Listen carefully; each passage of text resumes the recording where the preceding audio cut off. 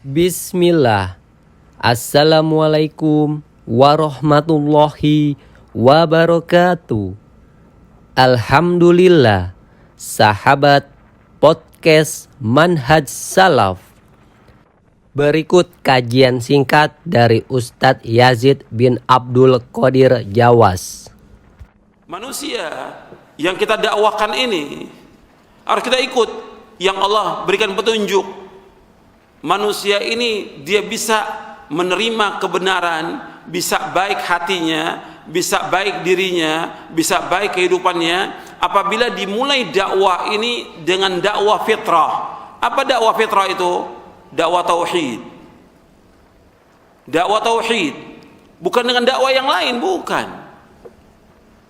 Dakwah tauhid yang harus dimulai ribuan kali, itu dakwah tauhid, diulang berkali-kali atau ribuan kali dakwah tauhid. Jelaskan kepada mereka tentang tauhid supaya manusia beribadah hanya kepada Allah, mentauhidkan Allah dan menjauhkan segala macam perbuatan syirik. Sebab itulah tujuan manusia diciptakan oleh Allah. Wa ma khalaqtul jinna wal insa illa liya'budun ma uridu minhum min rizqin wa ma uridu an yut'imun innallaha war-razzaqu dzul quwwatil matin. Tidak aku ciptakan jin dan manusia melainkan untuk beribadah kepadaku. Aku tidak minta rezeki dari mereka. Aku enggak minta makan dari mereka. Aku enggak minta rezeki dari mereka. Aku nggak minta rezeki, nggak minta makan. Allah yang maha memberi rezeki dan Allah yang maha kokoh, Allah yang maha kuat.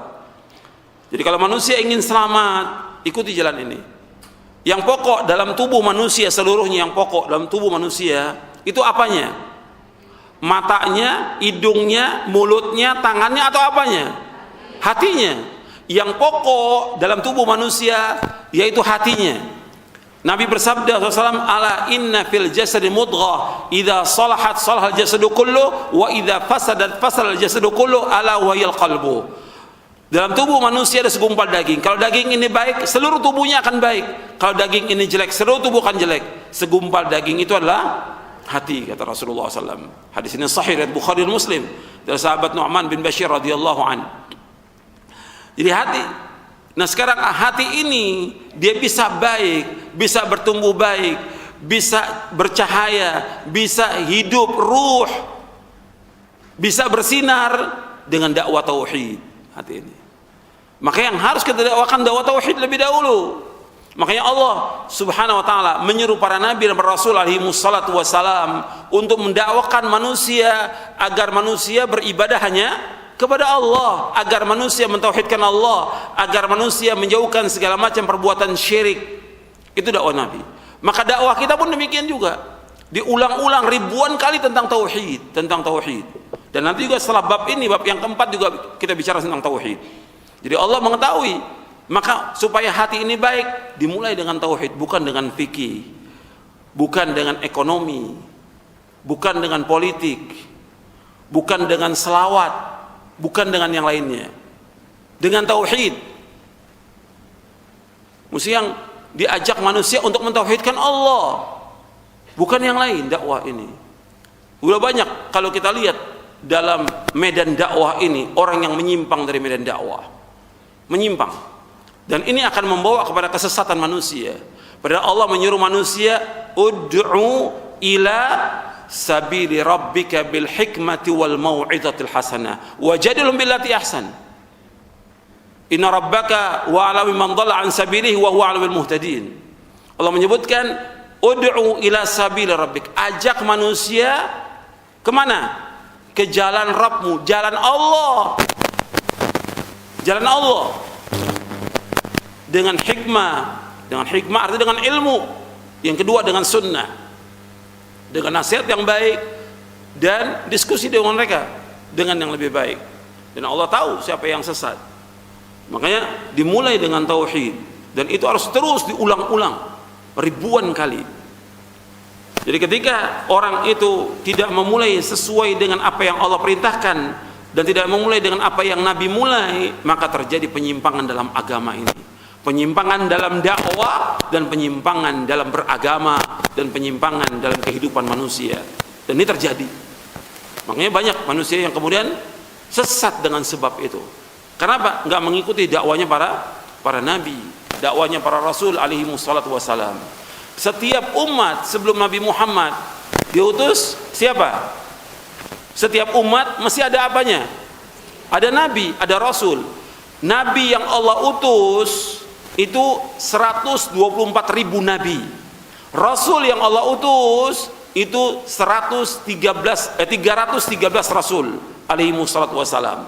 Semuanya mendakwakan dakwah tauhid, semuanya. Karena dengan tauhid akan baik meskipun problem manusia banyak.